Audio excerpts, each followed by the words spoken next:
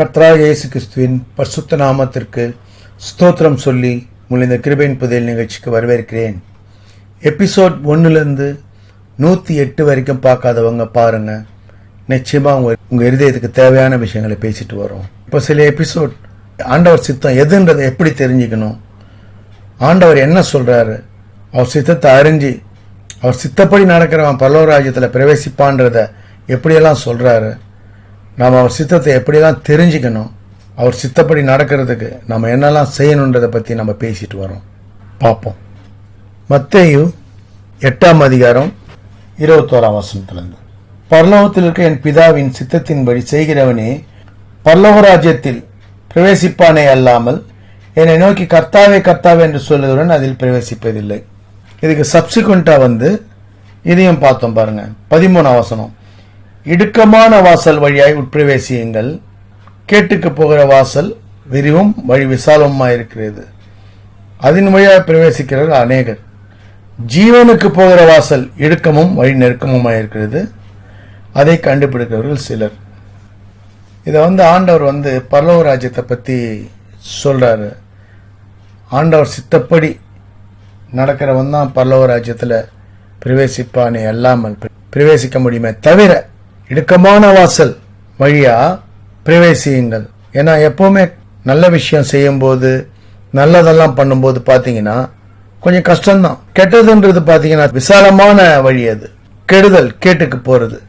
அதுதான் ஆண்டவர் சொல்றார், கேட்டுக்கு போறது விசாலமும் விரிவும் வாசல் விரிவும் விசாலமுமா இருக்கு அந்த வழி. அதுலதான் நிறைய பேர் பிரவேசிக்கிறாங்க பாருங்க. ஏன்னா எல்லாருமே வாழ்க்கையில எல்லாத்தையும் அனுபவிக்கணும், இதைதான் நினைக்கிறாங்களே தவிர வாழ்க்கையில எது அவசியம், நம்ம வாழ்க்கைக்கு சமாதானத்தை தரும், எது நமக்கு நிம்மதியை தரும், எது நம்ம குடும்ப வாழ்க்கைய ஆசீர்வாதமா சந்தோஷமா வைக்கும், அதெல்லாம் தெரிஞ்சு நடக்காம நிஜமான சந்தோஷம் எது அதை தெரிஞ்சுக்காம பாருங்க. டெம்பரவரி சந்தோஷம், கேட்டுக்கு போகிற வாசல் அகலம்னு சொல்றோம், விசாலம், அதன் வழியா பிரவேசிக்கிறவர்கள் அநேகர்.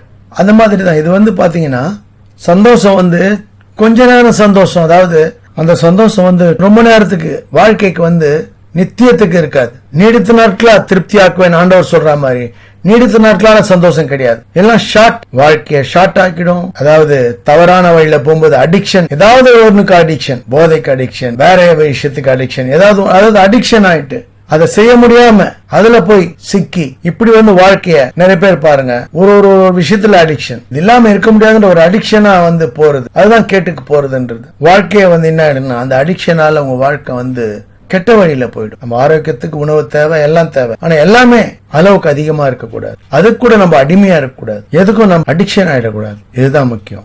இப்போ இன்னொரு வசனம் பார்ப்போம். மத்தேயு 18ஆம் அதிகாரம் 3ஆம் வசனம் 1 முதல், அவ்வேளையில் சீசர்கள் இயேசுவினிடத்தில் பரலோக ராஜ்யத்தில் எவன் பெரியவனாயிருப்பான் என்று கேட்டார்கள்.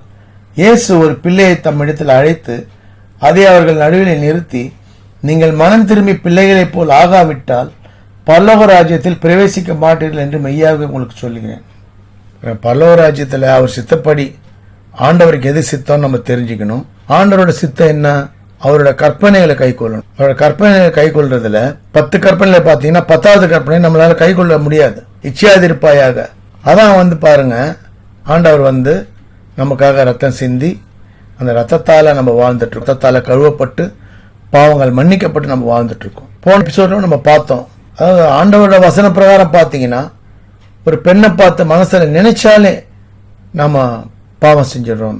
இது வாழ்க்கையில எத்தனை பேர் நான் பாவமே செய்யல, எந்த பாவமும் நான் செய்யாதவன், நான் பர்ஃபெக்டா இருக்கேன் அப்படின்னு சொல்லி எப்படி சொல்ல முடியும்? இதுதான் இது ஆண்டவர் சொல்ற வழி பிரகாரம் பார்த்தா இந்த உலகத்துல யாராலும் இருக்க முடியுமான்னு எனக்கு தெரியல. ஏன்னா வேதத்தை நீங்க வாசிக்க இதெல்லாம் கூட பாவமா நினைப்பீங்க. பொய் சொல்லிட்டேன், என்ன பொய் சொல்லுவாங்க, ஒண்ணுமே இல்ல, போன்ல பேசும்போது அவங்க இருக்க இடம் வேற, ஆனா இங்க வேற இடத்துல இருக்கேன்னு சொல்லுவாங்க. இதெல்லாம் கூட பாவமா? நம்ம உலக பிரகாரம் நீங்க பேசுற பிரகாரம் பார்த்தா எதுவும் பாவம் இல்லதான். ஆனா வேதத்தின் பிரகாரம் நீங்க பாத்தீங்கன்னா ஆண்டவரோட கற்பனைகளும் ஆண்டவரோட வசனத்தின் பிரகாரம் நம்ம பார்த்தோம்னா, வேத வசனத்தின் பிரகாரம் பார்த்தோம்னா உலகத்துல யாருமே நம்ம பர்ஃபெக்டா இருக்க முடியுமான்னு எனக்கு தெரியல. பர்ஃபெக்டா யாராவது இருக்காங்களான்னு தெரியல. அப்படி இருந்தாங்கன்னா அவங்கள காணணும்னு என் கண் ரொம்ப ஆவலா இருக்கு. ஏன்னா ஆண்டவர் ஒருத்தர் தான் பரிசுத்தரா இருந்ததா எனக்கு தெரிஞ்சு நான் சிறு வயது முதல் இப்ப வரைக்கும் கேள்விப்பட்டதுல, வேதம் வாசிச்சதுல, நான் எத்தனையோ சபைகள் நான் போயிருக்கேன், எவ்வளவோ பிரசங்கம் கேட்டிருக்கேன். ஆனா அவரை தவிர பரிசுத்தர்னு சொல்லி நான் கேள்விப்பட்டதே இல்லை. அப்படி யாரும் இருக்க வாய்ப்பும் இல்லை. பரலோக ராஜ்யத்தில் யார் பெரியவனா இருப்பான்னு சீடருங்க கேட்கறாங்க. ஆண்டவர் என்ன சொல்றாரு பாருங்க. ஒரு சின்ன பிள்ளைய கூப்பிட்டு அவங்க நடுவுல நிறுத்தி, நீங்கள் மனம் திரும்பி பாருங்க, சீடர்களே சொல்றார், மனம் திரும்பி பிள்ளைகளை போல் ஆகாவிட்டால் பரலோக ராஜ்யத்தில் பிரவேசிக்க மாட்டீர்கள் என்று மெய்யாக உங்களுக்கு சொல்லுகிறேன். ஏன் பிள்ளைகளை போல்? சிறு பிள்ளைகள் பாவம் அறியாதவங்க. ஆண்டவர் கரெக்டா தான் சொல்றாரு, சிறு பிள்ளையை அழைக்கிறாரு. ஏன்னா இந்த சிறு பிள்ளைய போல, இந்த பிள்ளைய போல தன்னை தாழ்த்துறவன் எவனும் பிள்ளைகளை போல ஆகவிட்டால். பிள்ளைகளுக்கு அவ்வளவு கள்ளங்கப்படம் தெரியாது பாருங்க. ஜீன்ல அதாவது நம்மளுடைய ரத்தத்துல, ஆதாமுடைய அந்த வம்சத்துல வந்தால் அந்த பாவம் வந்துச்சு. ஒரு தவறு செய்யாத அந்த பிள்ளை கூட அந்த பாவம் வந்துச்சு. அந்த வம்சம், இந்த ஆதாம் வம்சத்துல வந்தால் நம்மளோட கூட பாவம் சேர்ந்தே வந்துடுது. அதுதான் இங்க ஆண்டவர் சொல்றாரு, பிள்ளைகளை போல் ஆகவிட்டால் மெய்யாகவே, அதாவது பிள்ளைகளை போல் ஆகணும்னா கள்ளங்கப்படலாம், பிள்ளைகளை போல் ஆகணும்னு சொல்றாரு ஆண்டவர். அதுக்கப்புறம் சிறு பிள்ளைகளை போல் ஆகாவிட்டால், அதான் கள்ளங்கப்படம் இல்லாம பிள்ளைகள் எப்படி இருப்பாங்க? கள்ளங்கப்படம் இல்லாம இருப்பாங்க. அதாவது பெரியவங்களுக்கு இருக்க அந்த ஒரு சிந்தனை, பாவ சிந்தனை இல்லாம இருப்பாங்க, கெட்ட சிந்தனை இல்லாம, தவறான எண்ணங்கள் இல்லாம இப்படி இருப்பாங்க சிறு பிள்ளைங்க. அதை தான் ஆண்டவர் சொல்றாரு, நீங்கள் மனம் திரும்பி பிள்ளைகளை போல் ஆகாவிட்டால் பரலோக ராஜ்யத்தில் பிரவேசிக்க மாட்டீர்கள்னு சொல்றாரு. அதுக்கப்புறம் பாருங்க 4ஆம் வசனத்துல என்ன சொல்றாரு, ஆகையால் இந்த பிள்ளையை போல் தன்னை தாழ்த்துகிறவன் எவனோ அவனே பரலோக ராஜ்யத்தில் பெரியவனா இருப்பான்.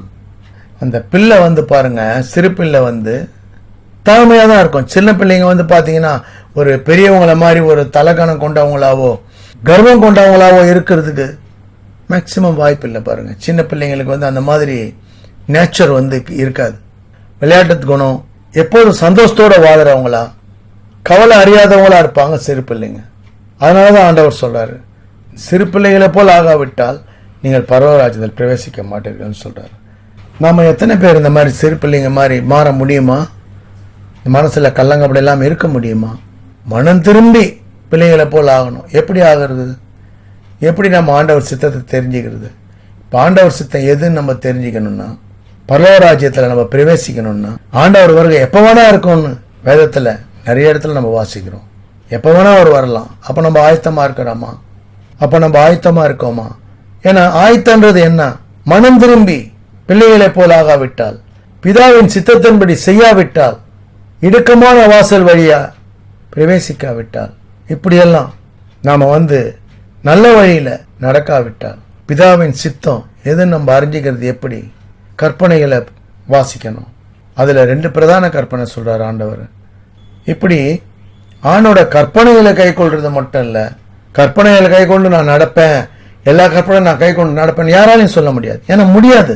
இந்த 2 பிரதான கற்பனையாவது நம்மளால கை கொள்ள முடியும். ஏன்னா ஒன்னு தேவனை துதிக்கிறது, 2வது பிறரை நேசிக்கிறது. இதை நம்ம நிறைய பேசியிருக்கோம். இந்த 2 கற்பனைய அட்லீஸ்ட் நம்ம கை கொண்டு வாழ்ந்தா ஆண்டவருடைய கிருபையை பெற்றுக்கொள்ள முடியும். அவர் தர சமாதான சந்தோஷத்தை பெற்றுக்கொள்ள முடியும். நம்ம உத்தமமா வாழ முயற்சி பண்ணலாம். ஆனா உத்தமமா வாழ முடியாதுன்றத தெரிஞ்சுக்கணும் பாருங்க. ஏன்னா பரலோக ராஜ்யத்துல பிரவேசிக்கிறதுக்கு நம்ம ஆவலோட இருக்கணும்னா நம்ம மனம் திரும்பி பிள்ளைகளை போல ஆகணும். மனம் திரும்பி என்ன பண்ணணும்? இப்ப வாழ்க்கையில பாத்தீங்கன்னா என்னென்ன செய்யணும்? ஆண்டவர் வர்றதுக்கு நம்ம முன்னாடி என்னெல்லாம் செய்வோம்? ஒருவேளை இன்னும் 1 வருஷம் தான் உலகம் இருக்கும், 1 வருஷத்துக்கு அப்புறம் உலகம் இருக்காது, ஆண்டவரோட வருகை வந்துடும். பரலோக ராஜ்யம் போறவங்க பரலோக ராஜ்யத்துக்கும், கேட்டுல இருக்கவங்க வேற வாசலுக்கும், இப்படி பிரிச்சு எடுக்கிற நாள் வந்துடும். அதனால நம்ம ஆயத்தப்படுத்திக்கணும். அப்படின்ற ஒரு ஆயத்தத்தோட நம்ம மனம் திரும்பி பிள்ளைகளை போல மாறி இந்த வாழ்ற உலகத்துல பிறரை நேசிச்சு மற்றவங்களுக்கு நம்மளால முடிஞ்ச உதவியில செஞ்சு சமாதான சந்தோஷத்தோட ஒருத்தரோட ஒருத்தர் நாம மட்டும் சமாதானத்தோட வாழணும்னு இல்லாம மற்றவங்களும் சமாதானமா வாழணும்ன்றது எண்ணத்தோட ஆண்டவரோட வசனத்தை கை கொண்டு அவரை சார்ந்து அவர் சித்தம் எதுன்னு தெரிஞ்சு கொண்டு வாழணும்னு சொல்லி நம்ம ஆவலா அவர் வருகைக்காக ஆயத்தப்படுவோம். நம்ம வாழ்க்கை சமாதான சந்தோஷத்துல நிரம்பும்படி ஆண்டவர்கிட்ட நம்ம கேட்போம். நம்ம பூலோகத்துல வாழற வாழ்க்கை முழுவதும் அவருடைய கிருபையால களி கூர்ந்து மகிழும்படி வாழணும்னு சொல்லி ஆண்டவர்கிட்ட நம்ம ஜெபிச்சு கேட்போம். ஆசீர்வாதத்தை பெற்றுக்கொள்வோம். தொடர்ந்து வாட்ச் பண்ணுங்க. சப்ஸ்கிரைப் பண்ணணும்னு நினைக்கிறவங்க சப்ஸ்கிரைப் பண்ணுங்க, ஷேர் பண்ணுங்க. அநேக இருதயங்களை ஆண்டவர் தொடும்படி நிறைவுக்கு வருவோம். God bless you all. கர்த்தராகிய இயேசு கிறிஸ்துவின் வெளியேறப்பட்ட ரத்தத்திற்கு ஜெயத்தை ஏறெடுத்து அவருடைய பரிசுத்த நாமத்திற்கு ஸ்தோத்திரம் சொல்லி நிறைவு செய்கிறேன். நன்றி. தேங்க்ஸ் ஃபார் வாட்சிங். தேங்க்யூ.